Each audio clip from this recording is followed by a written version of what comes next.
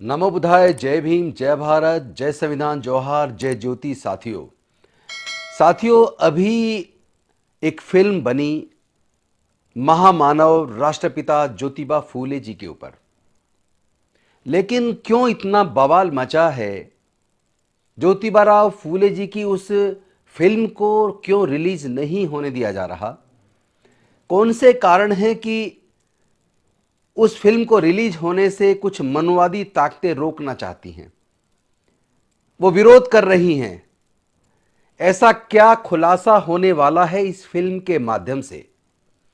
ऐसा कौन सा राज है जो ज्योतिबा फूले जी के जीवन संघर्ष पर, उनके इतिहास पर इस फिल्म के माध्यम से ऐसा कौन सा इतिहास है जो उजागर होने वाला है? ऐसी कौन सी पोल खुलने वाली है जिसको देश की ताकतें, जो तमाम देश के संसाधनों पर काबिज हैं, जो मनवादी के रूप में पहचाने जाते हैं, आखिर वो इस फिल्म का विरोध क्यों कर रहे हैं? आइए इसको समझने की कोशिश करते हैं।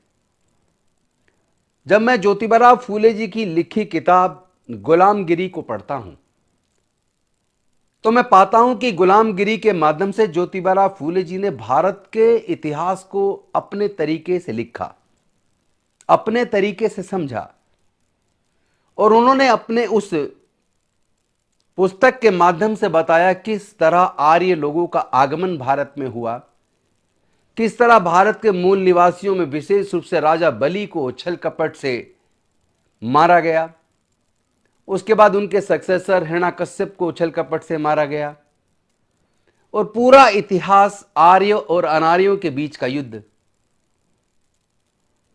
पूरा इतिहास मानवता और दानवता के बीच के संघर्ष को बयान करता है। गुलामगिरी के माध्यम से ज्योतिबा फूले जी ने बताया किस तरह धर्मशास्त्र को आधार बनाकर आर्यों ने इस देश के मूल निवासी दलित, यानी उस वक्त की भाषा में कहें तो अछूत और शूद्रों के पढ़ने लिखने पर धार्मिक बंदिश लगाई, महिलाओं के पढ़ने लिखने पर धार्मिक बंदिश लगाई, चूंकि महिलाओं की स्थिति भी उस वक्त अछूतों जैसी थी। उस सामाजिक व्यवस्था में, जो मनुस्मृति के आधार पर चलने वाली सामाजिक व्यवस्था थी, उसमें देश की महिलाओं, अछूतों और शूद्रों को पढ़ने लिखने पर बंदिश के साथ साथ व्यापार करने पर भी धार्मिक बंदिश थी, उनके संपत्ति रखने पर धार्मिक बंदिश थी।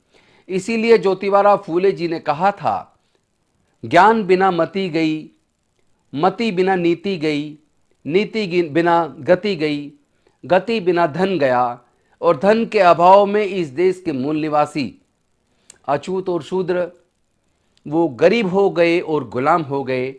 और ये हजारों साल की दुर्दशा केवल शिक्षा के अभाव की वजह से, शिक्षा पर बंदिश की वजह से हुआ। और ज्योतिबा फूले जी ने उस पूरे अमानवीय सामाजिक कृत्य के खिलाफ एक आंदोलन, एक आजादी, एक तरह की एक आजादी का आंदोलन शुरू किया। जबकि उसी दौरान एक और आजादी का आंदोलन चल रहा था, अंग्रेजों से आजादी का आंदोलन। लेकिन उस आजादी के आंदोलन में कहीं भी देश के दलितों, पिछड़ों, आदिवासियों, यानी उस वक्त की भाषा में कहें तो अछूतों और शूद्रों की और महिलाओं की आजादी और अधिकार की कहीं चर्चा नहीं थी। तो ज्योतिबा फूले जी ने पहले अपनी पत्नी को पढ़ाया, माता सावित्रीबाई फूले को, और उनके माध्यम से उस्मान शेख, जो उनके मित्र थे, उनकी मदद लेते हुए, उनकी बहन फातिमा शेख की मदद लेते हुए, उन्होंने भारत की महिलाओं के लिए पहला स्कूल फुलेवाड़ा के अंदर पूना में शुरू किया 1 जनवरी 1848 को। और उनके बारे में पढ़ने से यह भी पता चलता है कि 15 मई 1848 को दलितों के लिए पहला स्कूल ज्योतिबा फूले जी ने खोला। उन्होंने लगभग 15-16 अलग अलग स्कूल खोले। उन्होंने अनाथ बच्चों के लिए आश्रय बनवाए, और जो हिंदू महिलाएं विधवा हो जाती थी और कुछ दबंग जबरदस्ती उनके साथ बलात्कार करके उनको गर्भवती बना देते थे, तो या तो वो गर्भवती महिलाएं मजबूरी में आत्महत्या करती थी, उनको आत्महत्या के लिए मजबूर किया जाता था। लेकिन ऐसी महिलाओं के लिए आश्रय देकर उनके बच्चों को जन्म देना, उनको लालन पालन करना, उनके लिए रहने के लिए आश्रय केंद्र बनवाना, उनके बच्चों के पढ़ने के लिए स्कूल खोलना, महिलाओं के अधिकार के लिए आवाज बुलंद करना, ये कार्य ज्योतिबा फूले जी ने और उनकी पत्नी सावित्रीबाई फूले जी ने अपने कुछ साथियों के साथ किया। शायद इस फिल्म के माध्यम से वो सारा इतिहास देश के सामने आ जाए, और यह भी सामने आ जाए जब हिंदू महिलाओं के लिए पहला स्कूल ज्योतिबा फूले जी ने अपनी पत्नी के माध्यम से फातिमा शेख जी को साथ लेते हुए सावित्रीबाई फूले जी ने जब शुरू किया, तो वो स्कूल जाया करती थी तो अपने बैग में एक साड़ी अलग से लेके जाया करती थी, क्योंकि उनके ऊपर फप्ती कसी जाती थी, उनके ऊपर कीचड़ फेंकी जाती थी, उनके ऊपर हमला किया जाता था। तो क्या महिलाओं से उस सामाजिक मनुवादी सामाजिक व्यवस्था में इतनी नफरत थी जितनी नफरत अछूतों और शूद्रों से थी?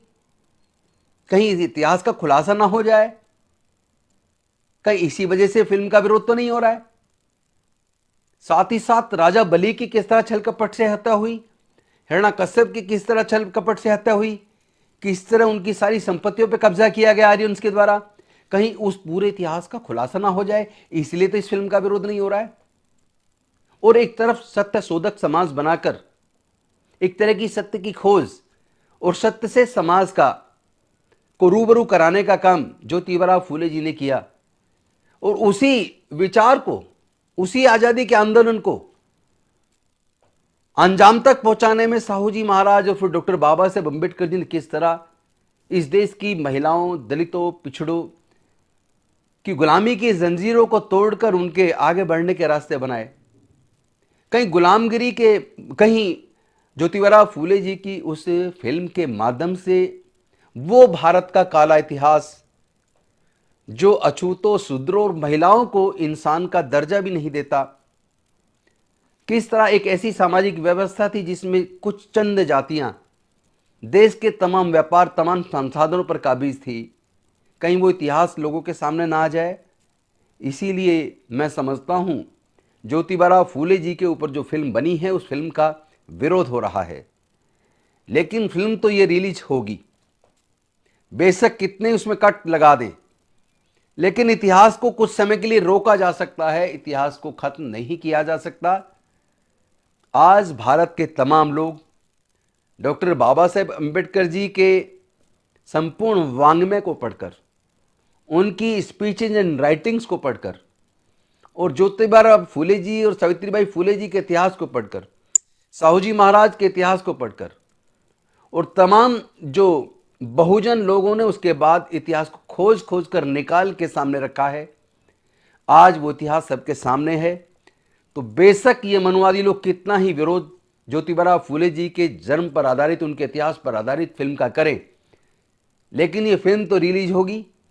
और मैं तमाम देशवासियों से निवेदन करूंगा कि सब लोग इस फिल्म को जरूर देखें, और केवल इस फिल्म को एंटरटेनिंग दृष्टि से ना देखें, बल्कि इस फिल्म को देखने के बाद अपने उस गौरवशाली इतिहास को भी समझें, और इस इतिहास को खत्म करने वाले लोग कौन थे, वो कौन लोग हैं जिन्होंने इस देश की महिलाओं को पति के मरने के बाद सती होने के लिए मजबूर किया, वो कौन लोग हैं जिन्होंने पत्नी के पति के मरने के बाद उसके साथ बलात्कार करके उनको गर्भवती बनाया, वो कौन लोग हैं जिन्होंने उनको आत्महत्या के लिए मजबूर किया, उनके बच्चों का कत्ल किया, वो कौन लोग हैं जो नहीं चाहते थे कि समाज में बराबरी आए, वो केवल कुछ पर्टिकुलर अछूत और शूद्रों और महिलाओं के विरोधी हैं या भारत के भी विरोधी हैं? तो वो कौन लोग हैं? उन सब का इतिहास इस फिल्म के माध्यम से सबके सामने आने वाला है, और उस इतिहास को रोकने की एक कोशिश मनुवादी लोग कर रहे हैं। लेकिन मैं तमाम देशवासियों से निवेदन करूंगा कि आप सब लोग मिल के आवाज बुलंद करें, और ये फिल्म रिलीज जरूर होगी। इसको आप ऐतिहासिक दृष्टि से भी देखिए, और देखने के बाद उसको जानने और समझने का कोशिश कीजिए, और ज्योतिबा फूले जी के जीवन संघर्ष को भी पढ़िए, साहूजी महाराज को भी पढ़िए, तो डॉक्टर बाबा साहेब अम्बेडकर जी के आंदोलन को भी पढ़िए। तो आपको अपने पूर्वजों के इतिहास को पढ़ने के बाद धीरे धीरे समझ आएगा कि आपसे इतनी नफरत क्यों। क्या आप उस मनवादी व्यवस्था के हिस्सा नहीं थे? क्या आप उस धर्म का हिस्सा नहीं थे, इसलिए आपसे इतनी नफरत थी? इस बात को समझने और जानने के लिए इस फिल्म को भी देखिए और अपने महापुरुषों के इतिहास को भी पढ़िए और आपको समझ आएगा हमारे पूर्वज बौद्ध थे। यही कारण है कि जो सम्राट अशोक ने 84,000 बौद्ध मठ बनवाए थे, बौद्ध विहार बनवाए थे, शिलालेख लिखवाए थे, उस इतिहास को कुचलने के लिए ही बौद्ध भिक्षुओं की उस वक्त हत्याएं की गई। नालंदा यूनिवर्सिटी में सारा बौद्ध साहित्य जलाने का प्रयास किया और इसके साथ साथ तमाम शिलालेख, तमाम बौद्ध मंदिरों को निस्तनाबूद किया, बौद्ध मंदिरों को कब्जा कर उनको दूसरे मंदिरों में परिवर्तित किया। तो ये इतिहास आखिर कब तक दबेगा और कब तक ये मनवादी लोग उस इतिहास को दबाएंगे? मैं समझता हूं आज भारत का मूल निवासी जाग चुका है, भारत का अछूत शूद्र जाग चुका है और भारत की महिलाएं भी, चाहे वो किसी भी जाति की महिलाएं, वो भी इस इतिहास को जान और समझ रही हैं कि कौन लोग थे जो महिलाओं से इतनी नफरत करते थे कि उनको भी वो मानवता का दर्जा देने के लिए तैयार नहीं थे जिसकी वो हकदार थी। तो आइए हम सब लोग मिलकर फूले जी की उस फिल्म का इंतजार करें और जैसी ही रिलीज हो सब लोग उस फिल्म को देखें और अपने बहुजनों के इतिहास को समझें और पढ़ें, जानें और अपनी बुजुर्ग की सांस्कृतिक विरासत बुद्ध के धम्म में आत्मसात हो जाएं।